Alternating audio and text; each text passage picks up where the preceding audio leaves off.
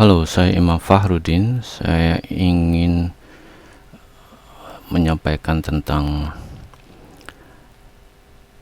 penggunaan bahasa Fortran untuk programmingnya. Ini buku acuannya antara lain, dan saya akan bagi 3 materi ini. Isi semuanya adalah itu, tapi untuk yang bagian pertama ini saya hanya akan bahas sampai di situ. Oke. Pertama, struktur program Fortran, ya, isinya seperti apa, susunannya seperti apa. Jadi program Fortran itu tentunya yang saya sampaikan yang sederhana di sini, dikurung, ya, dibatasi oleh pertama perintah program, kemudian nama program, dan ditutup oleh perintah end program, nama program. Nama program tidak boleh ada spasi, jadi kalau terdiri dari 2 kata maka harus disambung, ya. Ini contohnya seperti ini. Tidak harus seperti ini menyambungnya, tapi ini hanya salah satu contoh. Di bagian bawah ada isi program, dan di bagian atasnya ada ini namanya header, ya, isinya ada deklarasi, variabel, konstanta, dan segala macam.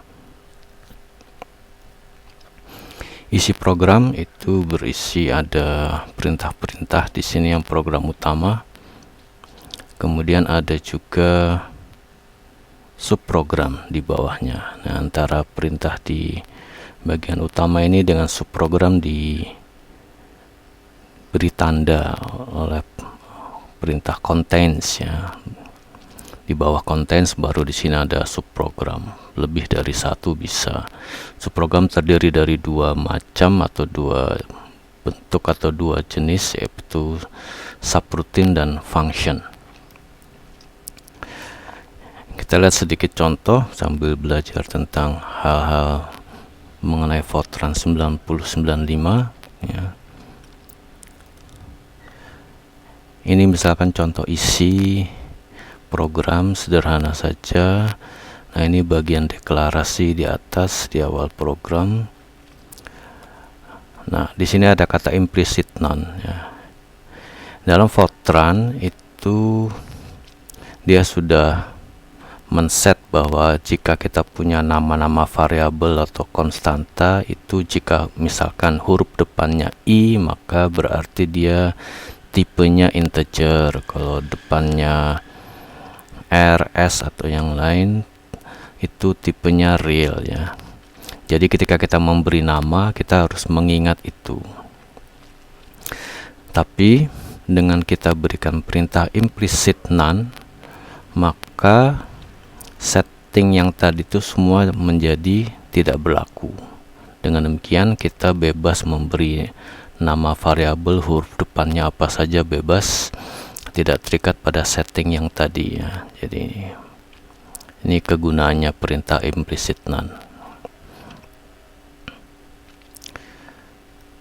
Kemudian di sini ada, kita lihat ada uppercase, ada lowercase, gitu, ya. Nah, bahasa Fortran itu tidak melihat apakah uppercase atau lowercase, semua dianggap sama. Dan saya rasa ini bukan hanya di Fortran, ya, di bahasa lain pun seperti itu. Di sini hanya kebiasaan saya saja bahwa nama-nama yang memang berasal dari program Fortran seperti kata program, implicit none, real, itu saya gunakan atau saya tuliskan menggunakan uppercase, sedangkan nama-nama yang berasal dari saya sendiri seperti nama program, nama variabel, itu saya pakai lowercase. Itu cuma kebiasaan saya saja. Tidak harus seperti itu. Kita bisa tulis semuanya dengan lowercase atau semua dengan uppercase juga bisa. Nah, yang baru muncul ini ditandai oleh tanda seru, ya, exclamation. Itu artinya ini namanya komentar, ya. Ini juga Dia tidak harus menempati satu baris sendiri, tapi bisa juga muncul di belakang suatu perintah Fortran seperti ini. Yang di belakang perintah ini kita munculkan komentar tuh bisa. Komentar diawali oleh tanda seru dalam bahasa Fortran 9095, dan ini tidak akan dibaca oleh compiler nantinya. Jadi ini hanya untuk kita user, untuk human, untuk orang yang membaca program ini. Gunanya supaya kita bisa mencantumkan beberapa catatan, misalkan kapan mulai diedit, oleh siapa, dan ini juga bisa ada keterangan dari dalam bagian program ini. Misalkan di bawah ini kita mau melakukan apa, kita bisa tulis keterangan di situnya. Panjang-panjang juga tidak akan dibaca oleh compilernya.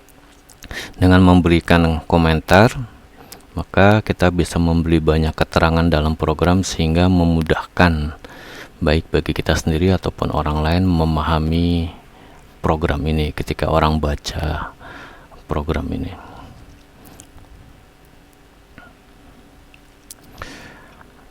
Nah, yang berikut ini hanya sebagai contoh bahwa satu perintah Fortran bisa ditulis lebih dari satu baris bersambung ke bawahnya. Tandanya bahwa ini adalah masih bagian dari perintah yang di atasnya ada tanda ini, tanda ampersand ya, di belakang baris sebelumnya. Di baris terakhir tidak boleh ada lagi tanda ampersand. Nah, Fortran 9095 itu bisa perintahnya ditulis bersambung sampai 40 baris ya. Oke, kita lihat ini sebetulnya ke bawah ya, jadi program nggak bisa ditulis ke samping. Saya kasih tanda ini bukan bagian dari Fortran, maksudnya ini ada di bawah sini, ini ada di bawah sini ya. Ini adalah contoh apabila kita menggunakan subprogram. Subprogram nanti akan kita bahas detail di bagian lain. Ini hanya untuk pengenalan contoh struktur program dengan yang berisi subprogramnya. Jadi ini program yang sama seperti yang di halaman sebelumnya, hanya sekarang ada subprogram di sini. Jadi ini bagian program utamanya, ini ada kata contains, di bawahnya baru ditaruh subprogram. Di sini saya taruh ada satu subroutine, di bawahnya ada satu function. Nah, ini contohnya ada call tambah 2, dia akan memanggil subroutine yang ini. Kemudian di sini ada function yang namanya paruh, itu dipanggil di sini. Jadi D sama dengan paruh, maka ini akan memanggil function paruh ya, memasukkan nilainya C menjadi X, kemudian diolah di sini dan nanti ini digantikan oleh hasilnya. Apa yang kita lihat di sini yaitu di sini ada XYZ, di sini ada XYZ ya. Apakah nanti nama-nama ini tidak tertukar atau tidak? Jadi XYZ yang ada di dalam subroutine tambah 2, dia dideklarasikan di dalam subroutine tambah 2 itu tidak akan tertukar dengan XYZ yang ada di luar subroutine tambah 2, tidak akan tertukar dengan yang ini ya. Karena dideklarasikan di dalam satu subprogram ya, baik subroutine maupun function. Tapi catatan, jika ada satu variabel atau konstanta yang dideklarasikan di program utama, maka dia akan berlaku di seluruh programnya, baik di sini maupun di dalam subprogram yang merupakan bagian dari program tersebut. Jadi itu juga kita mesti hati-hati supaya tidak ada double penamaan variabel atau konstanta. Sudah dideklarasikan di sini, di dalam subprogram dideklarasikan lagi. Jika ada yang seperti itu, misalkan di sini ada A, di sini kita deklarasikan lagi A, maka ketika program masuk ke dalam subroutine ini, A yang dipakai adalah A yang didefinisikan atau dideklarasikan di dalam subroutine tersebut.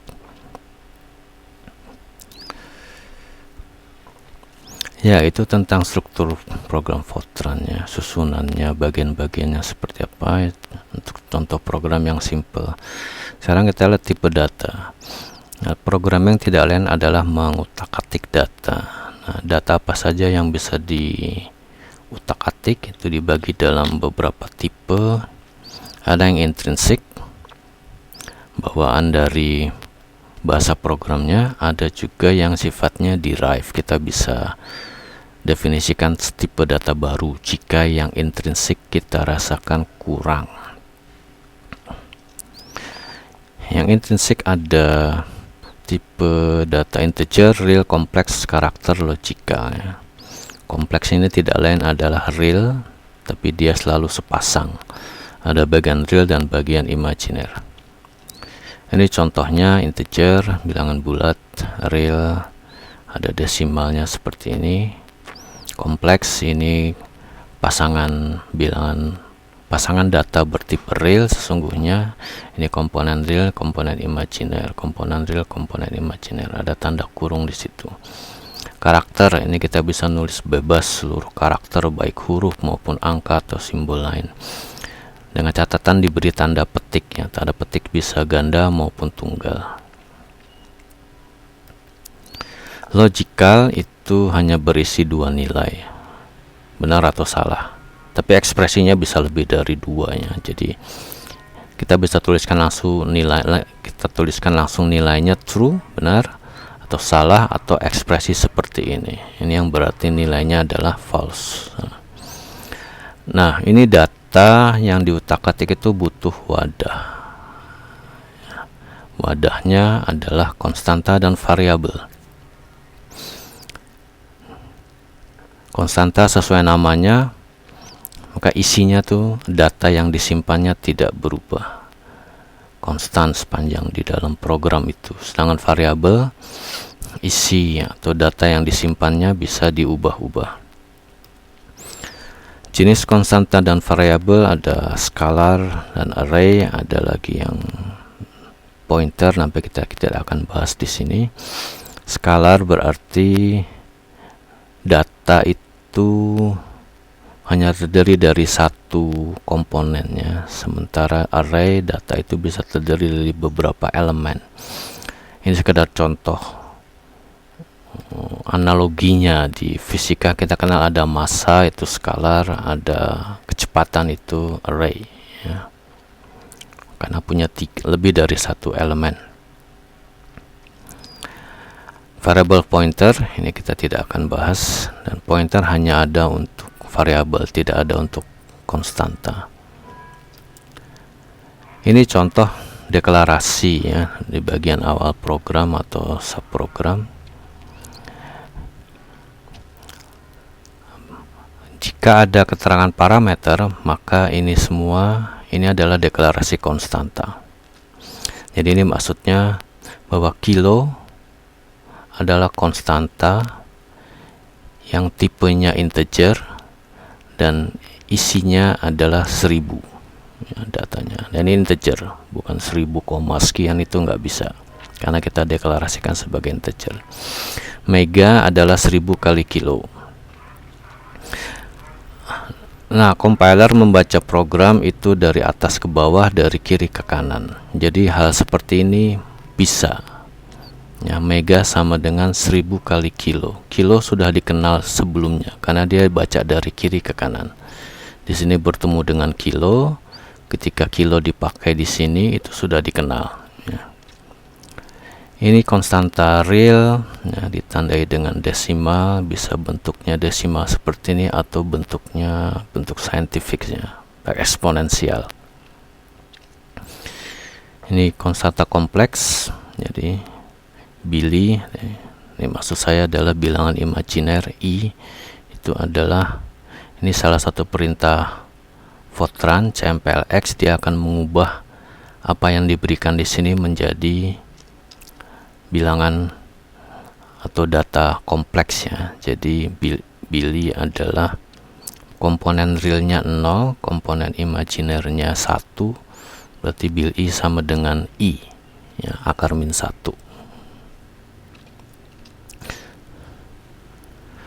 Ini logical, flag 1 saya beri nilai benar, flag 2 saya beri nilai salah. Karakter, konstanta karakter, misalkan alamat saya isi isinya ini ya.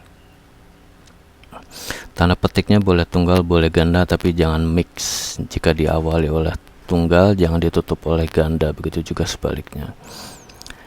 Ini menunjukkan panjang konstanta karakternya. Jadi ini ada berapa spasi, berapa karakternya, 1 2 3 4 5 dan seterusnya, termasuk spasi dihitungnya. Itu panjangnya. Untuk konstanta kita beri panjangnya itu adalah star, jadi tidak ditentukan, dia akan ikut saja ini panjangnya berapa. Nah, berikutnya ini contoh deklarasi variabel skalar ya. Dalam bahasa Fortran kita geser-geser, nggak perlu rapat kiri, itu tidak masalah. Ini contoh deklarasi variabel skalar yang dia menampung data bertipe integer, atau singkatnya variabel integer ya, variabel skalar integer. I dan J ini real, masa, speed, kompleks, misalkan indeks bias. Ini cuma contohnya. Nah, ini perhatikan bedanya dari konstanta. Untuk variabel karakter, maka panjangnya kita tentukan berapa karakter yang akan disimpan di sini ya. Di sini saya set 9 misalkan. Yang terakhir ini deklarasi variabel array ya. Gigi gaga ini integer, ini array, artinya ini array rank 2 atau 2 dimensi ya. Ini array rank 1, ini array rank 3, array rank 4 ya. Nah, sini adalah array rank 1. Jadi ini gambarannya kalau saya punya variabel array halaman, itu panjangnya setiap elemen ada 60 elemen, setiap elemen panjangnya bisa menampung 80 karakter ya. Oke.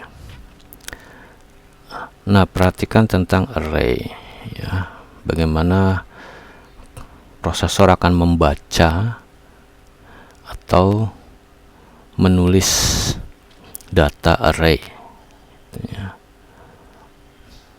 Mana yang duluan? Kita ambil ini contohnya, realita array rank 3. Apakah dia akan baca ke kanan atau ke bawah dulu ya? Tiap satu dimensi dibaca dulu sampai selesai 3 elemen, kemudian baca dimensi kedua 5 elemen, atau ke kanan baca elemen pertama dari tiap dimensinya itu ya. Ini gitu ya. Untuk Fortran pengisian dan pembacaannya seperti itu ya. Di sepanjang satu dimensi diselesaikan, baru pindah ke sumbu yang lain atau dimensi yang lain ya.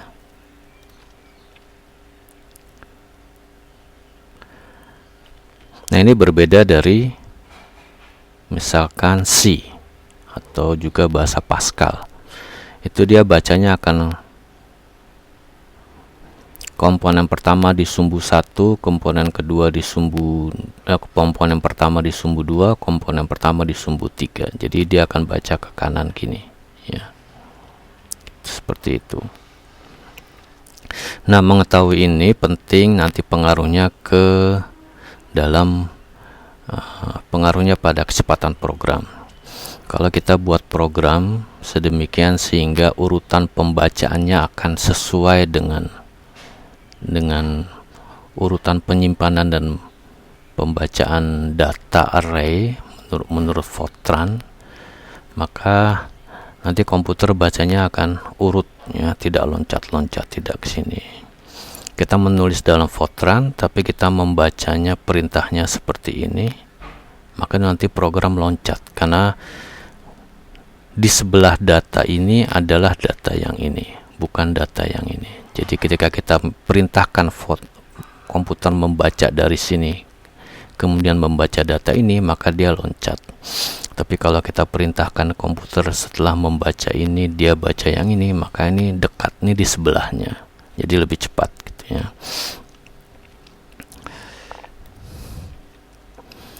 Berikutnya ini cuma saya ingin tampilkan contoh assignment ya, pemberian nilai pada variabel. Anggap variabel, kita punya variabel dideklarasikan seperti ini, integer real complex, kode ya, kode hanya berisi 4 karakter, nama bisa berisi 8 karakter. Jika diberikan perintah seperti ini, untuk variabel L kita assign suatu nilai yang merupakan hasil dari operasi 7 dibagi 2. Apa yang disimpan oleh komputer ya, sesuai deklarasi variabel ini. Itu yang disimpan. R akan berisi data yaitu nilai 3,5. I tidak bisa menyimpan data nilai 3,5. Dia hanya ambil depannya ya, karena I itu adalah integer. Yang di belakang sini koma sekian dibuang. Ini bukan pembulatan. Dia hanya menyimpan 3. Jika kita berikan minus ya, jadi min 3. Nah, hati-hati di sini ya. Kita lakukan operasi 3 dibagi 5. Kita harapkan hasilnya adalah 0,6. Tapi karena disimpan dalam variabel integer, maka yang disimpan hanya ada 0. Ini hati-hati di dalam program pemrograman. Kita tidak sadar melakukan hal seperti ini, nanti didapat hasil perhitungannya semua 0. Karena mungkin di dalam program ada satu perintah seperti ini. Ada operasi bilangan real yang disimpan di dalam variabel integer. Ini contoh pengisian nilai untuk variabel kompleks. Jadi kita menggunakan perintah cmplx. Hati-hati, ada titik, ada koma.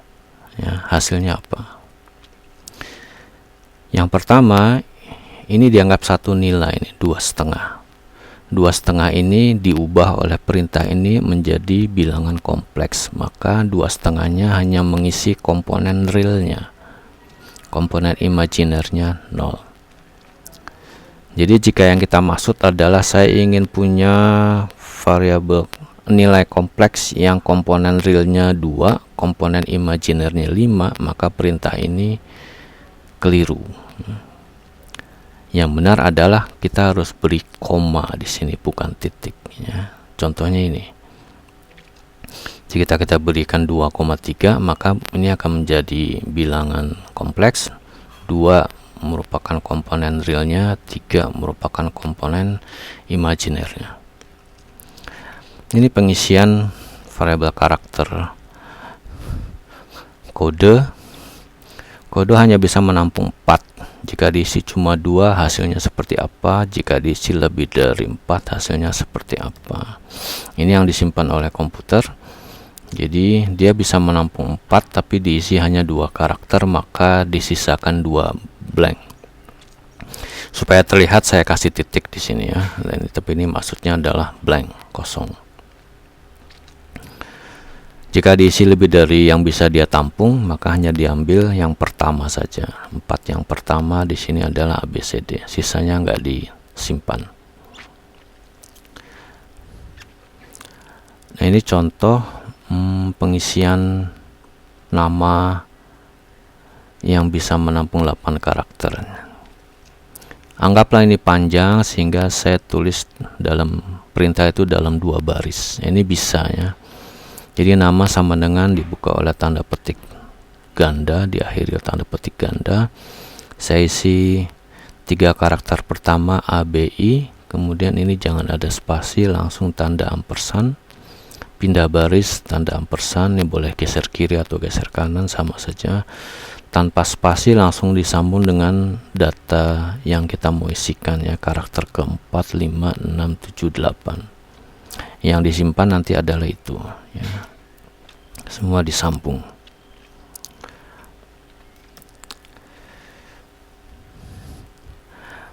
Nah, karakter tuh sesungguhnya walaupun ini skalar, tapi pada dasarnya dia tuh sudah array ya. Jadi ini ada elemennya, elemen 1, 2, 3, 4, 5, 6, 7, 8 ya. Jadi karakter yang skalar itu sesungguhnya dia sudah array rank 1 ya. Jadi kita bisa ambil seperti ini. Kita ambil dari nama elemen nomor 2 sampai 5. Ya, kemudian itu diisikan ke dalam variabel karakter kode. Jadi yang disimpan seperti ini. Elemen nomor 2 itu ini sampai 5. BIMA gitu ya. Berikutnya kita lihat operator. Ya. Untuk mengutak-atik data kita butuh operator. Operator ada yang butuh 2 argumen, 2 operan ya. Ada yang hanya bisa bekerja dengan 1 operan ya. Jadi ini contoh operatornya, tanda minus A dikurang B. Di sini tanda minus itu bisa bekerja untuk 2 operan ya, A dikurangi B, operan pertama, operan kedua. Tapi tanda minus juga bisa bekerja untuk hanya 1 operan saja. Ini membuat nilai B menjadi negatifnya ya. Nah, operator yang bekerja dengan 2 operan itu disebut operator binari atau deadik. Operator yang bisa bekerja dengan 1 operan disebut operator unari atau monadik. Tanda minus berarti operator binari juga, unari juga ya. Operator intrinsik sudah disediakan di Fortran. Kita tidak perlu buat yang baru, tapi jika kita rasa perlu buat yang baru, kita bisa definisikan operator baru.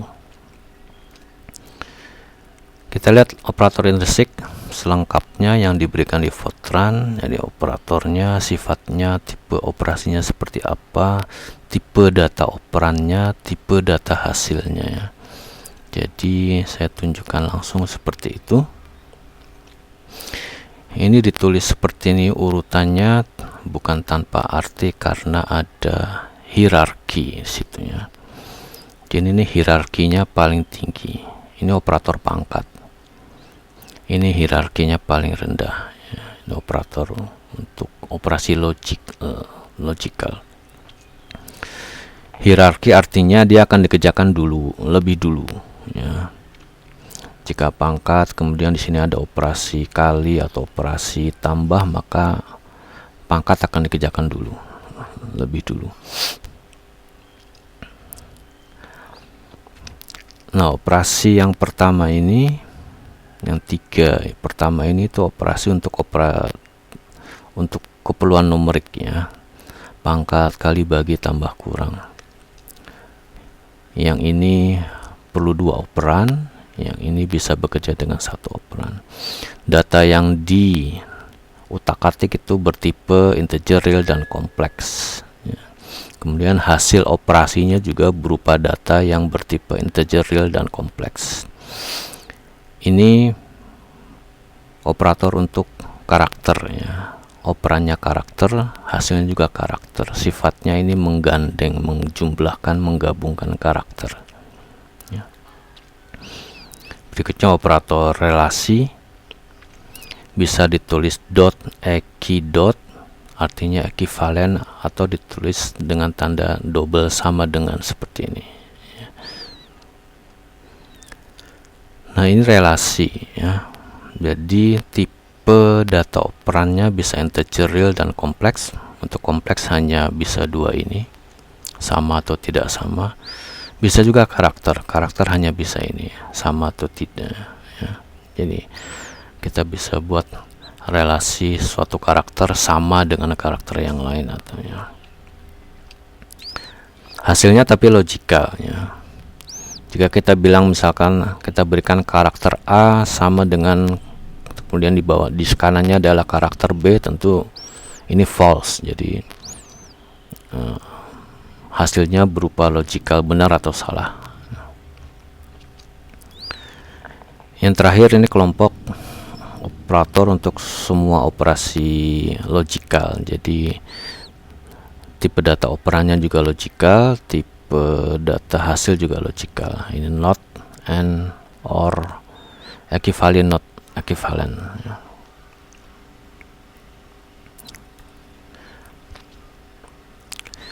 Kita lihat khusus operasi numerik ya, kita lihat tipe datanya, karena di numerik itu bisa mengutak-atik data dengan tipe integer, real, dan kompleks.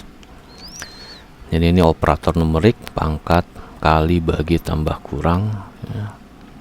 Jadi contohnya A pangkat B, atau A bagi B, atau A tambah B gitu ya. Nah, ada tabel seperti ini ya. I maksud untuk integer, rel untuk R untuk real, C untuk kompleks. Nah, jika A itu data tipenya integer, B tipenya integer, maka hasilnya integer. Jika B tipenya real, hasilnya real, bukan integer. Jika B tipenya kompleks, hasilnya adalah kompleks, bukan real, bukan integer.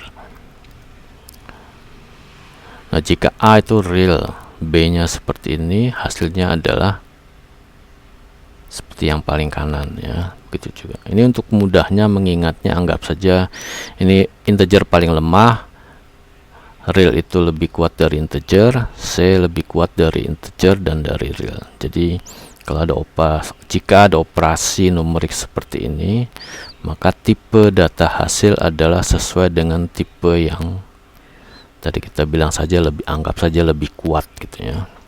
Jadi kalau real ketemu kompleks, hasilnya adalah kompleks. Integer ketemu kompleks, hasilnya adalah kompleks, seperti itu.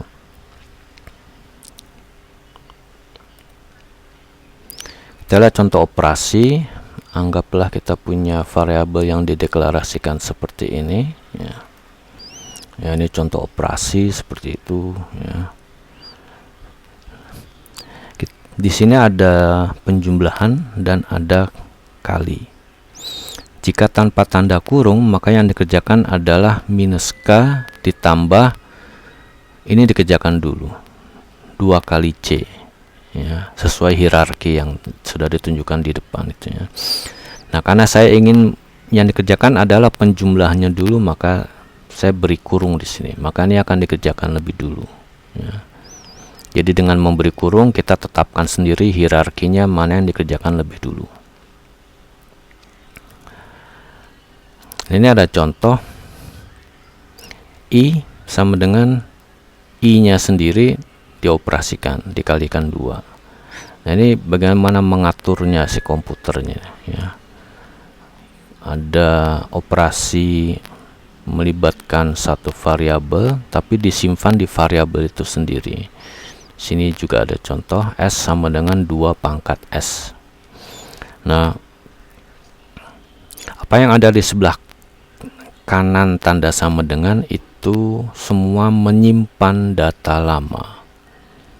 Apa yang ada di sebelah kiri tanda sama dengan itu menyimpan data updated ya, data sesuai operasi di kanan. Jadi saya kasih keterangan ini I baru I lama, S baru S lama. Jadi tidak akan tertukar, seolah-olah ada tempat penyimpanan sementara untuk I. Selama dioperasikan di sini itu disimpan nilai lamanya di suatu tempat. Setelah selesai operasinya dapat nilai baru diisikan ke variabel I. Seperti itu. Ini contoh lain, nama 1, nama 2 itu bisa menampung karakter sebanyak 4. Saya isi seperti ini. Kemudian saya gandeng ya.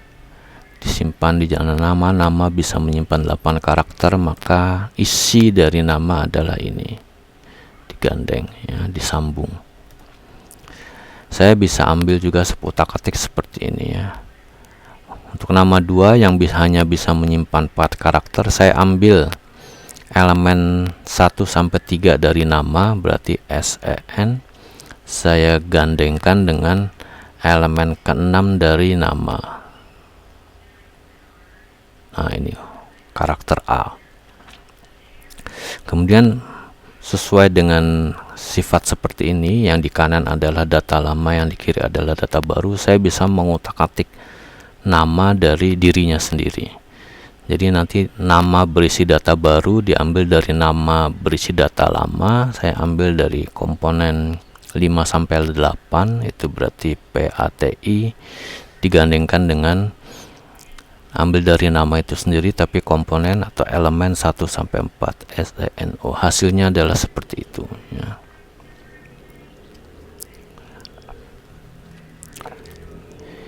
Ini karakter logical ya.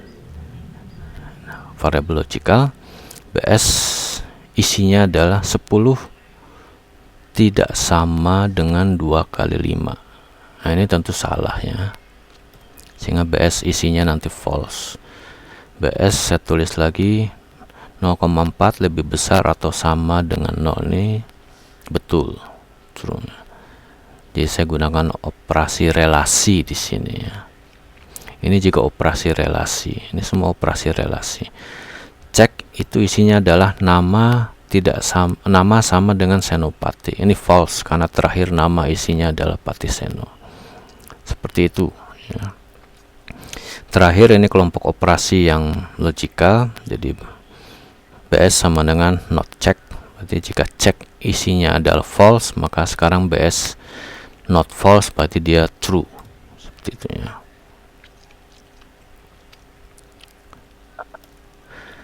Berikutnya operasi untuk data array.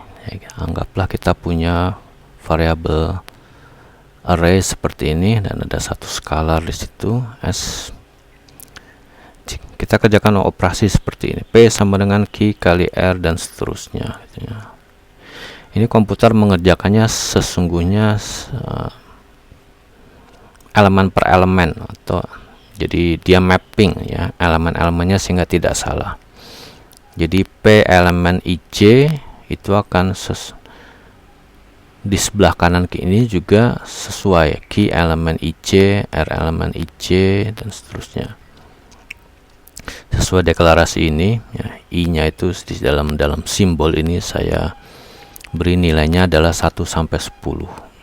Kemudian J-nya 1 sampai 20. Kemudian K itu adalah 1 sampai 5. Jadi seperti ini ya. Jadi U1 itu akan diperoleh dari operasi V, V-nya juga V1 ya, bukan V3 atau V yang lain. Jadi ini elemennya mappingnya itu sesuai.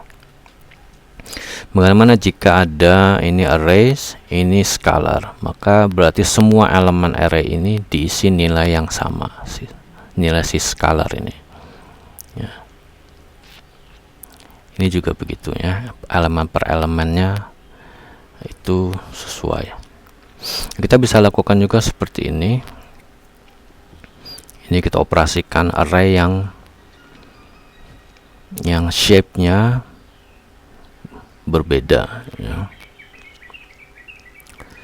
U itu array variabel array rank 1, jumlah elemennya 5, sedangkan P itu adalah variabel array rank 2 dengan shape seperti ini. Ini namanya shape ya, karena kita bisa punya variabel array yang ranknya sama tapi shape-nya bisa beda. Di sini shape-nya adalah 10,20. Kalau saya buat 20,10 maka bentuknya lain ya. Nah, ini beda shape nih, beda array, beda rank dan beda shape U dan P. Tapi kita bisa operasikan ya. Jadi kita batasi, kita ambil variabel array P itu hanya untuk sumbu satunya itu data dari 1 sampai 5, sedangkan sumbu 2-nya fix, hanya ambil di sumbu di data yang pertama ya. Jadi dengan kata lain, P yang kita ambil di sini bukan semua P ini ya, tapi hanya saya ambil 5 data yang dipilih di sini. Karena itu bisa dioperasikan dengan V yang merupakan array, variabel array rank 1 dengan jumlah elemen 5 dan U. Ya. Seperti itu. Begitu juga dengan operasi yang lainnya. Jika tanpa batas bilangan hanya titik 2, artinya untuk semua nilai yang mungkin di sumbu 2 ini ya. Ini berikutnya yang menarik, sesuai sifat tadi bahwa yang di kanan menyimpan data lama, yang di kiri menyimpan data baru, maka yang dikerjakan seperti ini. U elemen 3 data baru sama dengan U elemen 1 data lama. Ketika di sini U elemen 5 data baru, itu dia tidak menyimpan U elemen 3 data baru, tapi yang disimpan adalah data lama dalam perintah ini ya. Jadi jangan kita anggap karena elemen 3-nya sudah diganti dengan data yang lain di sini, maka elemen 3 yang diisikan ke elemen 5 adalah sudah yang baru. Tidak, ini masih yang lama, karena semua yang ada di kanan itu menyimpan data lama, yang di sebelah kiri itu yang updated. Ini cuma contoh saja. Kita ambil misalkan nama elemen pertama adalah Sani, nama elemen kedua kita bisa ambil dari nama elemen pertama, tapi karakter nomor 3 dan 4, 3 sampai 4 berarti NI, digandingkan dengan ambil lagi dari nama elemen pertama tapi karakter 1 sampai 2. Jadi isinya nanti seperti itu ya. Ya, sampai di sini dulu bagian pertama. Terima kasih.